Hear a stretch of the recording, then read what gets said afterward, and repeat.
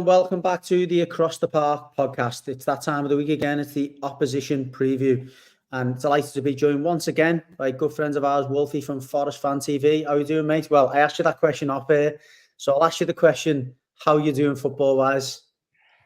I don't know. I don't know who's in a worse place football-wise. I know I'm Forest depressed, but like I feel today I'm going to be convincing you that you're going to win, and you're probably going to convince me that we're going to win. You know, it feels like Sounds about right. Sounds about right. One of those ones, mate. Yeah, One thing I will say, which is quite refreshing for me, it's good to be speaking to a fan and a team who've also had a deduction this season. Every other week, I'm having to explain to fans what happens, why it's happened, and this, that, and the other. But at least you can feel some of our pain. Can we agree? We call this one the PSR derby. I think that's fitting. That's a good one. Yeah, I'll take a draw now. Can we just agree for a draw in the PSR? You know what? Yeah, for me, look, I think we should both stay up to stick two fingers at the Premier League, and scummy Luton can go down, man. Because that's it. I'm done with them, and let's just move on to next year, man. Let's fast forward a couple of months. Both still in the Premier League. Your stadium nearly completed. Yeah, that's it. I couldn't agree more, mate. I mean, I'm not sure if a few months is going to be enough for us to be out of the waters that we're in, but it was probably just helped my mental state, if not anything else. Well, anyway, we'll be let's try for just maybe 15 minutes to leave our off the field miseries behind us and just talk about our on the field miseries. So a few questions, and the first question I always ask the opposition fans is, go back to the start of the season. If someone told you points-wise and position-wise, and I guess recent results-wise, you'd be in this position, how would you feel about that? Depressed is the honest answer, man. And true to form, I am a little depressed. Look, like I don't expect Forest to win the league or anything like that. You get, your delusions at the start of the year after a few good signings and everything, and you think to yourself, well, maybe we'll be okay this season. It'll be an interesting one. We'll pick up some points. We'll at least be comfortable. What I wanted more than anything was a stress-free season. I remember saying that pre-season, and it couldn't have been further from what we've ended up with. So yeah, what you want at the start of the year, your expectations are completely different to what they are now. You're like, let's just survive, get this season over with. Screw the Premier League and their PSR rules. When are they going to charge Man City? Are we just going to forever hear about the 115 for Man City? And, we should have just bought some hotels and sold them to ourselves like Chelsea did as well. And then both of us, we'd be so clear of the relegation zone. We'd be having a boring conversation right now. But neither me or you, Judgy, would be stressed. Would be just, if we draw, if we win, so what? We're on the beach. Yeah, you can deal with that, can't you, as football fans? I mean, you know better than anyone. Relegation and promotion and all that stuff goes part and parcel with being a football fan. All that other stuff doesn't, particularly when it's so grossly, inconsistent and unfair. And that's the bit, I keep repeating to any fan. I say, look, I don't care what side you sit on, whether you sit on, Everton should get punished. As football fans, you shouldn't be dealing with that on a weekly basis. It should be, there's the line, you're either above it or below it. If you're above it, you get penalised this way. If you're below it, you don't. If that was the case, and as you say, with Chelsea, with Man City, with the other teams that have been clever, and that's the word, clever, about the way they've gone about it, then I could live with that. But it's not the case, is it?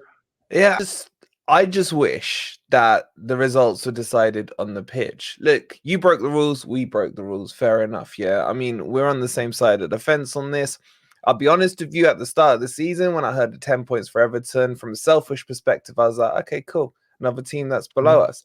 But what I've been saying to all my other mates who are not, the Cartel 6 fans, is you better damn well start being on our side of this equation, because I've been there. I saw what happened to Everton. I'm seeing what's happening to Forest. It's going to happen to your clubs. It's going to happen to Villa. Newcastle are in talks on it. Leicester are going to come up. If they come up with points deducted, it's not football anymore, bro. Like, I've considered taking an accountancy degree and a law degree just so I can explain to our viewers what the hell's going on. Because the Premier League are making this up as they go along. I mean, when you got 10 points, I still don't know what those 10 points were for. Nobody knows. Nobody knows. And the only, and I completely agree with everything you've just said there, by the way. But the one thing that I found somewhat, satisfying and not satisfying, I found somewhat refreshing, is that when you got deducted, it was like, this is the formula that we've worked it out. And I go, okay, I can see a little bit of, logic, continuity in that and logic, but they still haven't gone back and went, well, just so you know, this is how we worked out Everton's. We still don't. But then even on that logic, you start to figure out when you guys are about to get your points, I'm there like, okay, so 3 points is now a breach.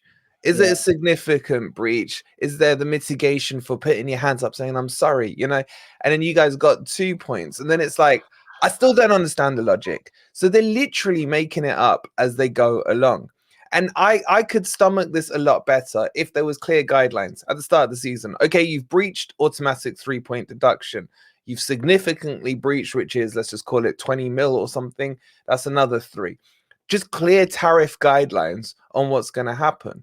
And then you get, you got your big six mates and they'll say to me, well, you don't understand the Man City rules. No, I do get them. All you're doing is creating as many issues and as many lawyer blocks as you Complications. can. Yeah. And what you're saying is that, because it's 115, Forest and Everton are being punished because they didn't break enough rules. Is that what we're being told now?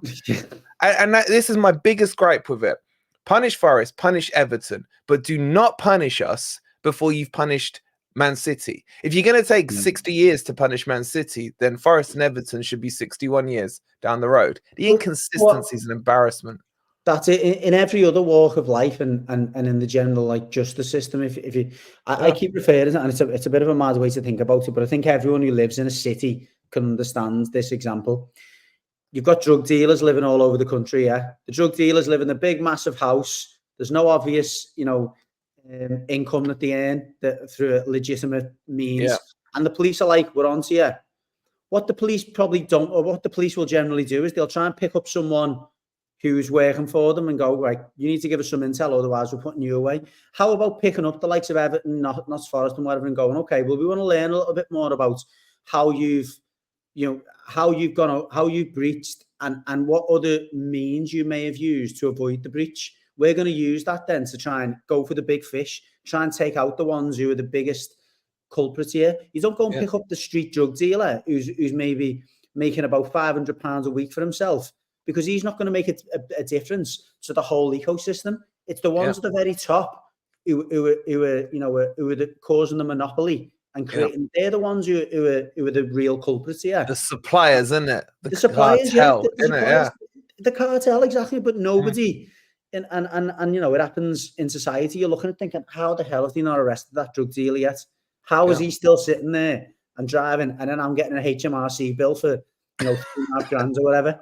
And you're like, it goes on everywhere, doesn't it? And it's just frustrating to see that type of day, because we spoke off air about this. Football was our escape, wasn't it? From the day-to-day daft stuff, and you think, I can't be arsed dealing with this. I'm just going to go to the match, going to have a few drinks, going to have a laugh with the lads, and win, lose or draw. We go home and that's it, and we do it again, and that's just our escape. We're now getting dragged into a world that's even more murky and even more corrupt and even more frustrating than the normal life. Why are we doing it? Bro, this is so therapeutic, man. It's like you said, at least I'm not having to explain to you why Forest have been docked. We can just vent a little here, and I'm sure everyone watching kind of will agree with a lot of us. Well, if they're Forest or Everton fans, they will. And it's just frustrating, man. I miss the days where the whistle would go, you'd watch the match, you'd shout, you'd cheer, you'd cry, whatever, and at full time, check your phone. Where are you in the table? Oh, look, no asterisk is next to our name. I know exactly where we are, And then you just go on to the next match. And that's just gone, man. It's just, the corruption is ridiculous right now. It is. But yeah, I'm with you. I enjoyed that little bit of a moan. And again, it felt good to get it off the chest. Yeah. It was, yeah. No, thanks for that. Appreciate it. So on the field anyway. Do we have to? I know. Well, one question I was going to ask you, and I think I've spoke to you about this before. I worked with Steve years ago at Liverpool, so I know him quite well, and I know that you obviously got fond memories, and I'm sure you'd appreciate everything he's done for you in the Championship. He's now been replaced by Nuno Espirito Santo. Couple of questions from me. Was it the right move with hindsight? And two, have things changed? Have you got more faith in the current regime? So I think when we last spoke, it was a game or two before we got rid of him. And I was in a minority. I wanted him gone. I felt he'd reached his ceiling. Never, ever will I forget what he did for the club, taking us from the bottom into the Premier League, all that good stuff. But his style of football was so dead to watch. Now, Nuno wasn't my choice, but he was a choice. And he came in and he started off a bit like a house on fire, kind of released the handbrake on the players. Again, we got screwed on the pitch. We're getting screwed on the pitch as well. Bolly got sent off in his first match against Bournemouth for being stamped on, which still blows my mind. So we just lost that one. But then we went and beat Newcastle. We went and beat Man United. And the results were going well. Then we got hit with the charges. At the same time of that happening, we also had AFCON coming up. So we lost, I think, 6 or 7 players. And about 5, I would say, are at least starting squad players. And then the team lost their way. And then it hasn't been until we got hit with the actual points. A bit similar to what happened with you guys, where suddenly it's like, okay, we know where we stand. 4 points off. We went into the relegation zone. We got out of there within 4 days. We won against Fulham and drew our next match. Drew Palace and then beat Fulham. Got out the relegation zone. And things are looking on the up. We're playing definitely better football, more expansive football than we were under Cooper. But, bro, it's the mistakes. And it's mistakes that have still been there since Cooper's time that we're still seeing now. And the biggest one, the biggest gripe, and I'm sure, whatever side of the Forest fan base you sit on, corners and dead balls, man. We are so bad at them. We have defending or attacking or both? Both. Take your pick. We are the worst team at defending corners and dead ball situations. I think we've conceded 22 goals. That's worse than Sheffield, who I think they've conceded 16. Wow. And it's like, if you look at, we played Wolves last week. We turned it around, went 2-1 up. They had one corner, and that was enough. Charity FC came into town. They scored from the corner, 2-2. And that's my worry looking into this game, is that for all your issues, set pieces have been your biggest source of goals. It's the Dai Shui, isn't it? So that does worry me and probably should give you guys some hope. But it's schoolboy defending from us when it comes to set pieces. But the play itself has been a lot better, a lot more expansive. You got Morgan Gibbs-White, Callum Hudson-Odoi, Elanga, Chris Wood suddenly turned into like the greatest striker on the earth. We've got really good attacking options. And our defenders are good. I rate all of our defenders. But when it comes to organization for set pieces, it's a joke, bro. It's my under-13s team defends better than we do. Is it a lack of a leader? Because I was looking through your squad, your 11 that you played in the last game, and again, as you just mentioned, a few of them. Then it's littered with talented players. It's littered with players that got ability. I just don't really see a leader in there, and I always think, I go back to when I played at a half decent standard, no more than that. But set plays generally come down to when the ball goes out, your captain's grabbing everyone. Make sure you're there, and if there's ever a mistake or if someone loses the man, you're getting ragged. What are you doing? And I just don't oversee that in there.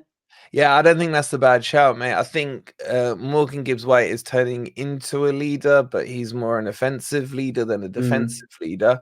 At the back, we got Murillo, who for me is, our version of your Braithwaite. We think we're going to lose him in the summer. There's talks that Real and Barca are interested in him, but he's only 21. Next to him's been Omar Bamadeli. And there isn't that maturity. Like when Bolly's in the team, you feel you've got that experience and that leadership. And our captain's Ryan Yates, who I don't really rate as a great. He's passionate, but when it comes to footballing ability, not really there. It's a really young team, and I think you're not a million miles off. Like it is lack of those kind of experienced leaders on the pitch at the moment. Yeah, it's not a bad shout. Who was the guy who you sold to Copenhagen centre back? Oh, McKenna. Again, not the best, but he's the kind of, you know what I mean? Not I'm sure the best player, but it's that type of personality. I feel like I mean, for us, it's Tarkowski. Tarkowski generally, pulls them in, and he's that big, typical British centre-back. It doesn't have to be British, by the way, but he's, he can see he's a mouth, and he can see he's got the respect of his teammates, and he's a big unit as well. And I don't know if that's, for me, it sticks out as maybe being the thing that you're lacking in there. Yeah, so some will argue that we had Worrell as well, who was our captain, who got shipped off. So both of them, I don't really rate either of them as Premier League defenders, but they did have that. Like Worrell has leadership qualities. Came through the academy. He's been the captain since we came back to the Premier League. So yeah, there is probably a case for that, but even when we started Cooper under that start of the season, mate, we're just leaking these dead ball corner goals in left, right, and center, and it's just it's annoyed me that it hasn't been addressed. It should be all they're doing and training at the moment is corner routines, because that's what you're going to hit us with this weekend. Another player that generally people look to when you're talking about dependent set plays is the goalie. Yeah, what's he been like? So we've had major goalkeeper issues this season. We started with, initially we were going to get Dean Henderson. That didn't come through. We ended up getting Matt Turner, who is utter crap. He's just shocking, man. He's probably single-handedly cost us about 6 to 8 points comfortably with his stupid mistakes that he made throughout the season. We'd also bought Vlachodimos. He didn't really get a look in. And in the few games he didn't really shine. And so much so that in the January window, we had to recruit again, and we got Matt Sells, who I found him to be unnoticeable. But in a way, I like that. Because I agree. Do you know what I mean? It's like, I'm not worried. As soon as the ball would be passed back to Matt Turner, you start to panic. With Sells, he's been pretty solid. Having said that, he made his first mistake, I think, against Wolves on that corner goal where he kind of could have parried it a little better. But outside of that, he's been quite solid, mate. He's not been spectacular, but he's not been Matt Turner. And for me, I'll take that. I'll take that for now and readdress it in the summer. You know what, mate? I love hearing that. It sounds a bit... I like hearing someone who just... Because my opinion, as all of the followers of our channel know, is that in the summer, I would have sold Jordan Pickford for the greater good, in the sense that there were clubs that were, reported to be interested. There was big figures being spoken about because he's England's number one, and it carries this kind of higher level of respect for some reason. But he falls into the bracket for me of a keeper who tends to be in the headlines for one reason or another. He's either making great saves and being man of the match, or he's doing something daft. Whether it's through his personality or through a mistake. I would all day long prefer a 10 million, 15 million pound goalie who's solid. You know what you're going to get from him. And look, if we were challenging for the league, I wouldn't be saying that. I'd be saying, you need better. But in our position of, being mid-table, maybe looking to break through, you just want consistency. You just want somebody what you're going to get from them. And I think, and that's why I kind of asked that question, is that I think if you're a player, a defender playing in front of a goalie who's a bit erratic, you doubt everything you're doing. You don't know whether you're going to go and win the ball, or should I wait? Is he going to come? Is he not going to come? If he does come, should I trust him, or should I just jump anyway? There's all those things that go through your minds, and that's what I get with Pickford. That's frustration I get with Pickford. Yeah, I understand that with Pickford. I mean, if you look at what he did against Chelsea with the pass to Palmer, and then he will pull out, a worldie save here and there. And what you said is exactly how I felt about Matt Turner. If the ball went back to him, you could see the defense themselves weren't confident in what he was doing. So it's the thing with the goalkeeper position. You don't want to spend much time talking about them. Obviously, they're an important player on the pitch, but you want to not notice them. You want to expect that the ball comes to them. They'll make the saves they do need to make. And every now and again, if they pull off a worldie, fantastic. It's a bonus. Just don't make the mistakes, and we don't need to talk about you. That's kind of my stance on a goalkeeper. Yeah. We're clearly not on the goalies union, but I'm in agreement on that one as well, mate. So anyway, cutting to the I guess the chase. You said at the start of the show, you think you'll be maybe talking up the fact that you think Everton might win. I'll be talking up Forest chances. You're not far wrong. I mean, on our podcast, that I said that, and I said it before, I would take a draw all day long this weekend for two reasons. One, we're not playing particularly well. Two, we're missing some key players potentially this weekend in potentially Calvert-Lewin and potentially Brandwaite. when I say potentially, both of them could play, both of them may not play. Mm. But that, again, for those doubts, I think if they both play, it's safe to say they're not going to be fully fit. And two of them are probably our most influential players for different reasons. And the third reason being, I don't want you to get any more points than us in any given game at the moment, because it always means there's a chance that we drop one place lower and one place closer to the relegation zone. So for all those reasons, and not to add on to any more stress, I would absolutely take a draw right now. And for me, it's a 1-1 game, because I think both teams are going to be seeing it as an opportunity. But I think the minute that they're either in front or behind, it'll be panic for different reasons. I.e., we need a draw, or if we're in front, we just need to hold on to what we've got. Yeah, for me, it really depends on what Luton do, because they're playing on the Saturday before us. True. And they've got Brentford, I think it is, at home. Yeah. We're in agreement on this one. We need a Brentford. I hate Brentford as well, but I'll take a win. And then if that were to happen, a draw I think would be good for both. But then you've got them coming up pretty soon. You got Liverpool next, haven't you? And then you got Luton not too far down the horizon. We've got Sheffield United. So in order, I think we've got Liverpool. Then we've got we away after that, because we've got 4 home games and 2 away games. But our last game of the season is Arsenal away. So we've got Liverpool. Then we've got Luton away. Then we've got Sheffield United at home, Brentford at home, I think, and then Arsenal away. Might be in a slightly different order that, but I know we've definitely got Liverpool after you guys. Yeah, which, so it's I would take a win. Our problem is we got Man City after this one. What I will say on this game is, if a team loses this game, they're in trouble. I think we can agree with that, because if we win, we go 2 points clear of you. If you win, you go 4 points clear of us. Obviously, the goal difference, you guys sorted that out on Monday, and thought, why not make it a level playing field? So I think it stinks to me of a draw, because I'm not convinced we can.